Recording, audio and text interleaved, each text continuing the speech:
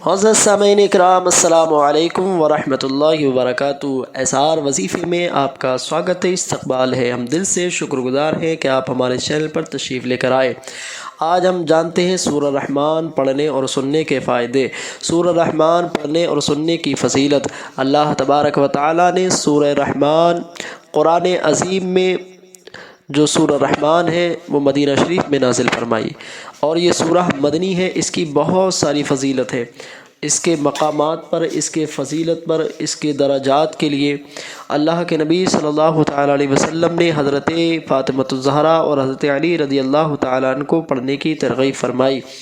اور اللہ کے نبی صلی اللہ علیہ وسلم نے ارشاد فرمایا، حضرت علی سے بھی روایت ہے، وہ فرماتے ہیں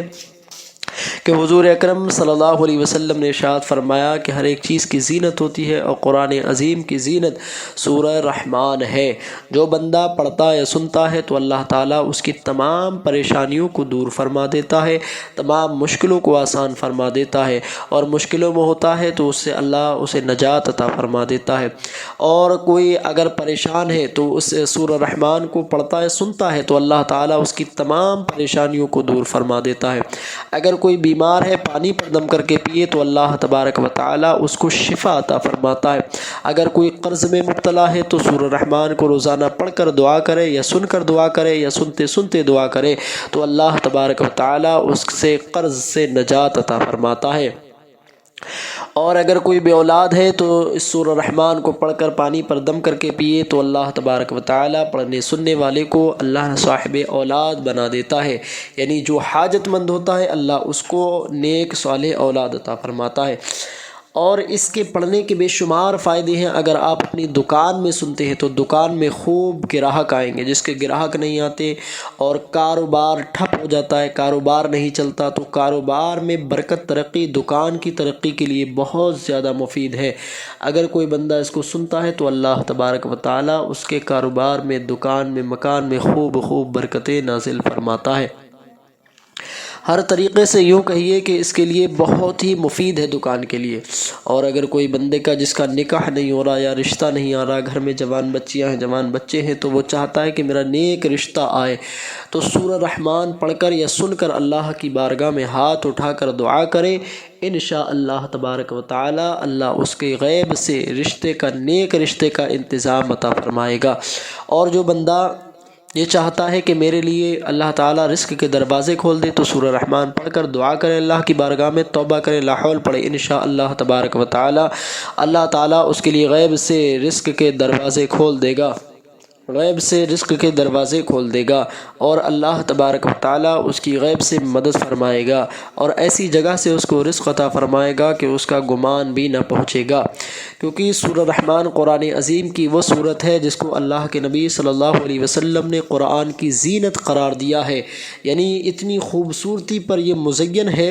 کہ اس میں جو فَبِأَيِّ آلَاءِ رَبِّكُمَا تُكَذِّبَانِ جب آتا ہے تو بندہ اس سے خوبصورتی اور اللہ کے ذکر اور اللہ تبارک و تعالیٰ کی ذات و صفات کی پر یہ اعتماد اور اعتقاد اور اس کا پوری طریقے سے مزین ہے۔ جب بندہ پڑھتا ہے تو اللہ کے شکر، اللہ تبارک و تعالیٰ کی ذات و صفات کا بیان آتا ہے،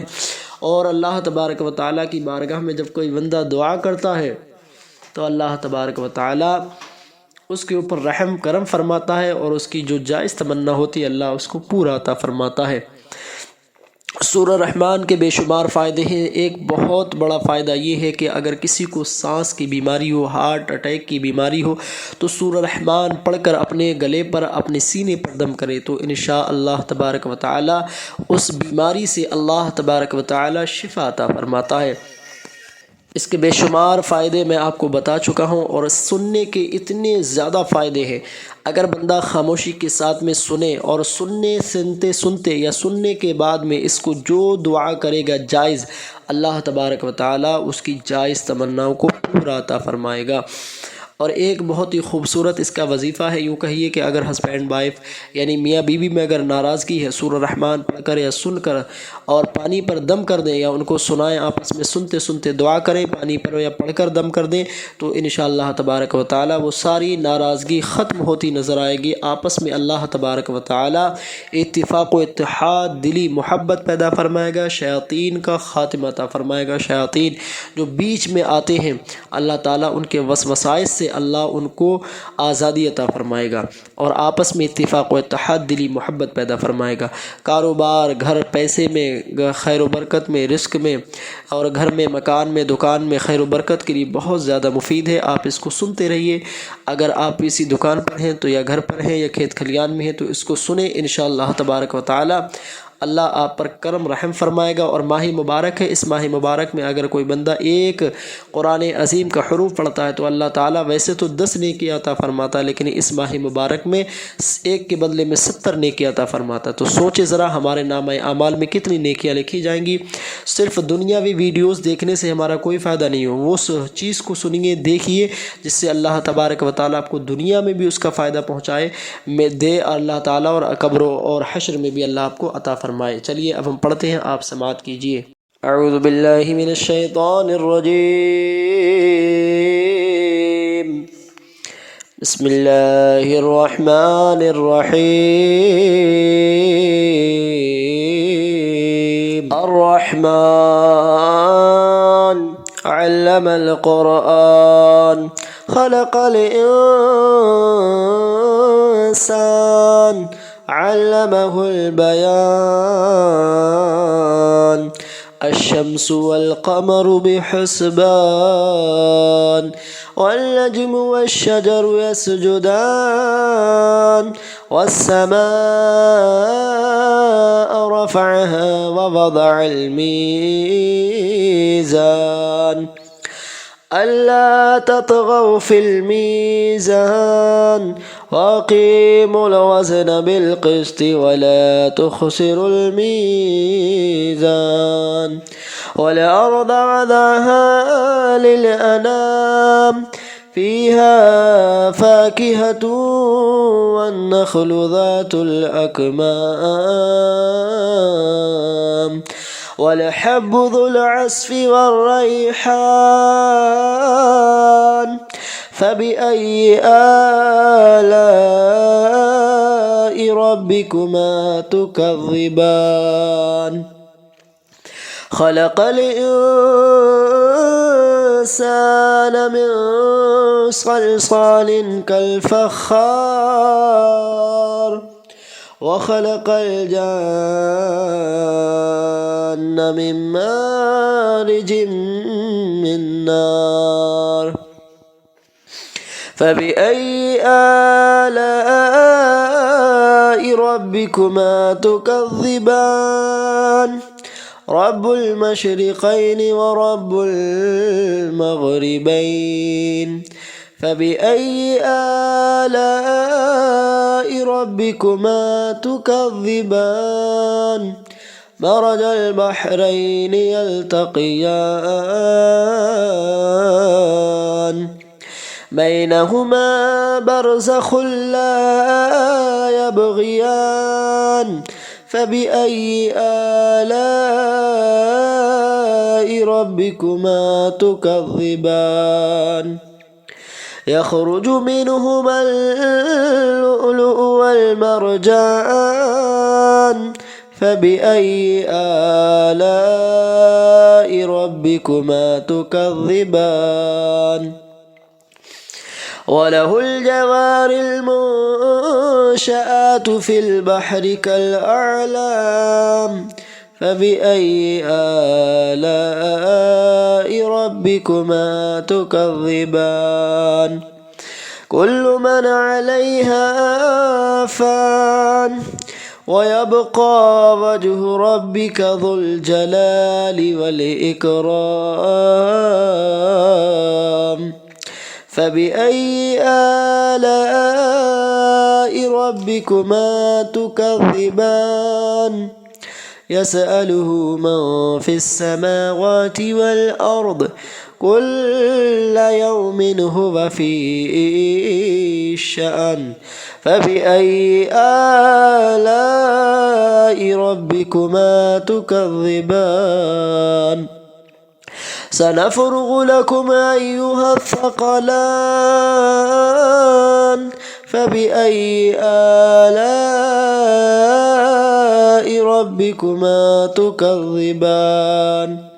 يا معشر الجن والإنس إن استطعتم أن تنفذوا من أقطار السماوات والأرض فانفذوا لا تنفذون إلا بسلطان فبأي آلاء ربكما تكذبان يرسل عليكما شواظ من نار ونحاس فلا تنتصران فبأي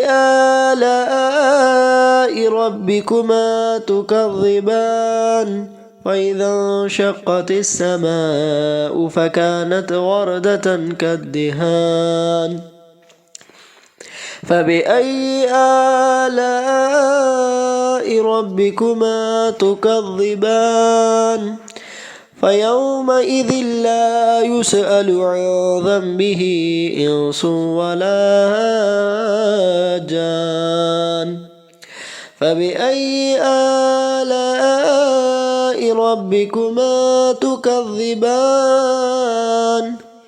يعرف المجرمون بسيماهم فيؤخذ بالنواصي والأقدام فبأي آلاء ربكما تكذبان هذه جهنم التي يكذب بها المجرمون يطوفون بينها وبين حميم آن فبأي آلاء ربكما تكذبان ولمن خاف مقام ربه جنتان فبأي آلاء ربكما تكذبان ذواتا أفنان فبأي آلاء ربكما تكذبان فيهما عينان تجريان فبأي آلاء ربكما تكذبان فيهما من كل فاكهة زوجان فبأي آلاء ربكما تكذبان متكئين على فرش مطائنها من استبرق وجنى الجنتين دان فبأي آلاء ربكما تكذبان فيهن قاصرات الطرف لم يطمثهن إنس قبلهم ولا جان فبأي آلاء ربكما تكذبان كأنهن الياقوت والمرجان فبأي آلاء ربكما تكذبان هل جزاء الإحسان إلا الإحسان فبأي آلاء ربكما تكذبان ومن دونهما جنتان فبأي آلاء ربكما تكذبان مدهامتان فبأي آلاء ربكما تكذبان فيهما عينان نضاختان فبأي آلاء ربكما تكذبان فيهما فاكهة ونخل ورمان فبأي آلاء ربكما تكذبان فيهن خيرات حسان فبأي آلاء ربكما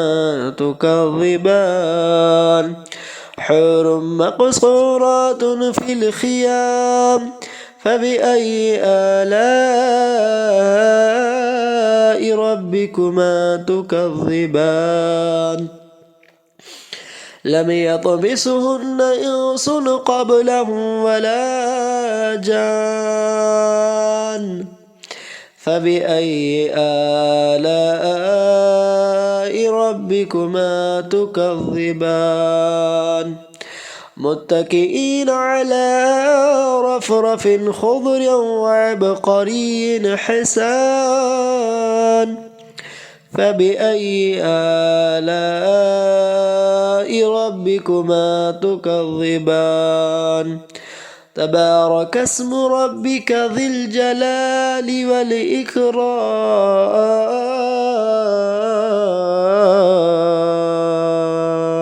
الرحمن علم القرآن خلق الإنسان علمه البيان الشمس والقمر بحسبان والنجم والشجر يسجدان والسماء رفعها ووضع الميزان ألا تطغوا في الميزان وأقيموا الوزن بالقسط ولا تخسروا الميزان والأرض وضعها للأنام فيها فاكهة والنخل ذات الأكمام والحب ذو العصف والريحان فبأي آلاء ربكما تكذبان خلق الإنسان من صلصال كالفخار وخلق الجن من مارج من نار فبأي آلاء ربكما تكذبان رب المشرقين ورب المغربين فبأي آلاء ربكما تكذبان مرج البحرين يلتقيان بينهما برزخ لا يبغيان فبأي آلاء ربكما تكذبان يخرج منهما اللؤلؤ والمرجان فبأي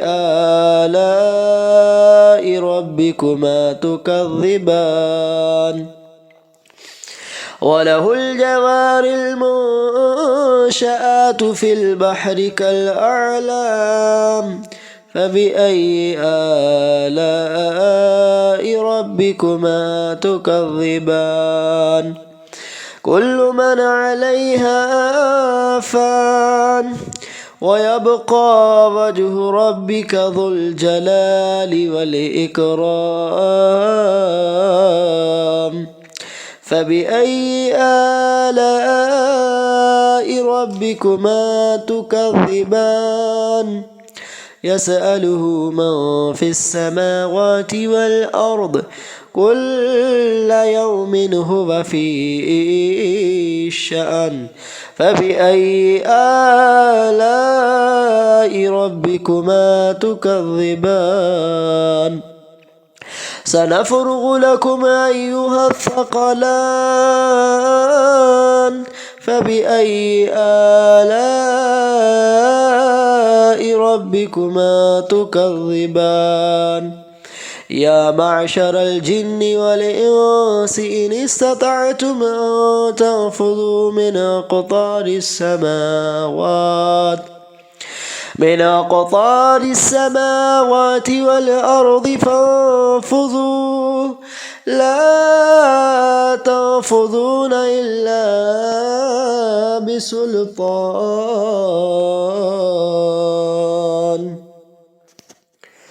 فبأي آلاء ربكما تكذبان يرسل عليكما شواظ من نار ونحاس فلا تنتصران فبأي آلاء ربكما تكذبان وإذا انشقت السماء فكانت وردة كالدهان فبأي آلاء ربكما تكذبان فيومئذ لا يسأل عن ذنبه إنس ولا جان فبأي آلاء ربكما تكذبان يعرف المجرمون بسيماهم فيؤخذ بالنواصي والأقدام فبأي آلاء ربكما تكذبان هذه جهنم التي يكذب بها المجرمون يطوفون بينها وبين حميم آن فبأي آلاء ربكما تكذبان ولمن خاف مقام ربه جنتان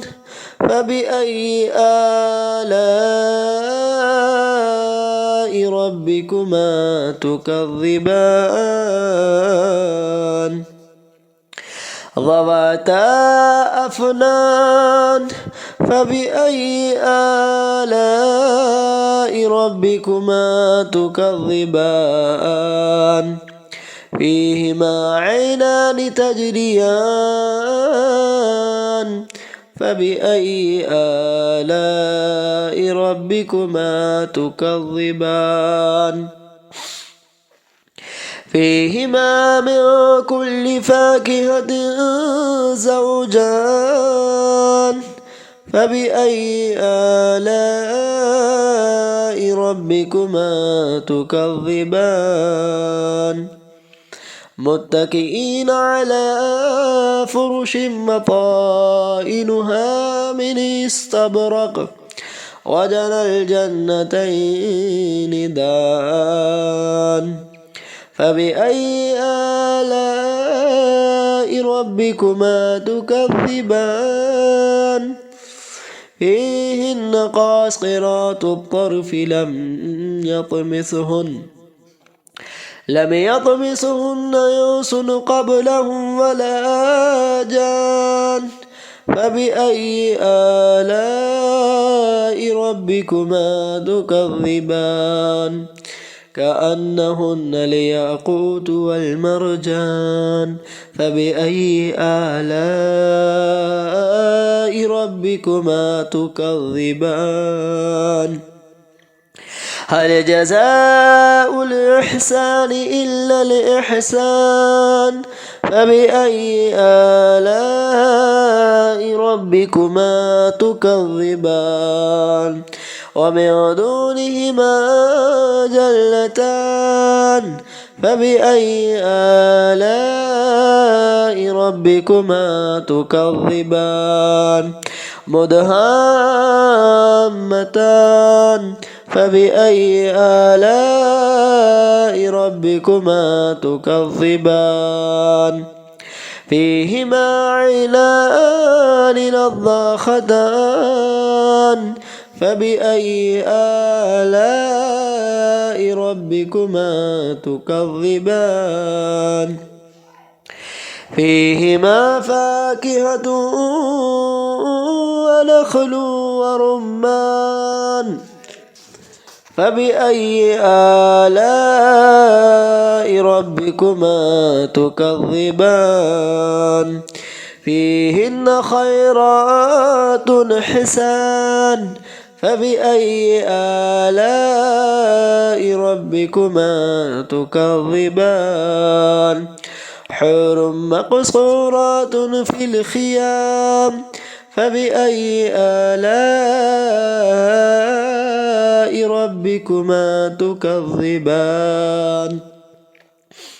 لم يطمسهن إنس قبلهم ولا جان فبأي آلاء ربكما تكذبان متكئين على رفرف خضر وعبقري حسان فبأي آلاء ربكما تكذبان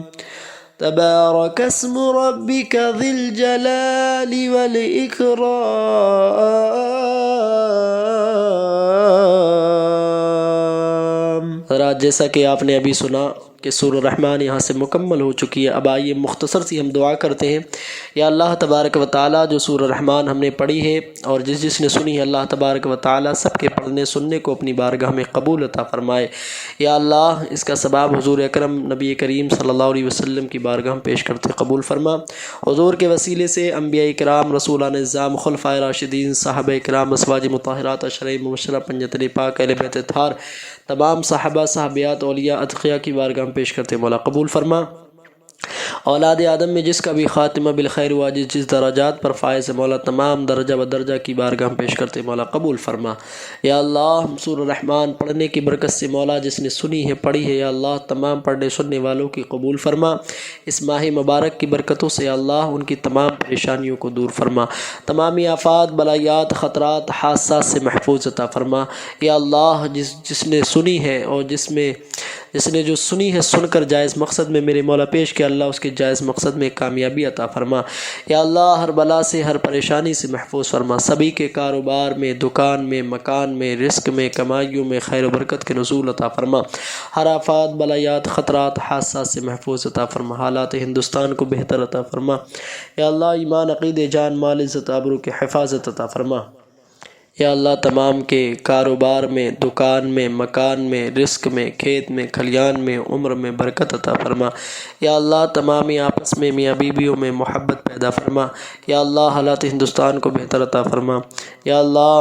فلسطین و غزہ کے مظلوم مسلمانوں کی حفاظت عطا فرما۔ یا اللہ حالات ہندوستان کو بہتر عطا فرما۔ یا اللہ ہم سب کو ایک اور نیک بن کر زندگی گزارنے کی توفیق عطا فرما۔ یا اللہ جو پریشان ہیں ان کی پریشانیوں کو دور فرما، جو بیمار ہے انہیں شفا عطا فرما، ہمارے بڑے بھائی کو بھی شفا عطا فرما،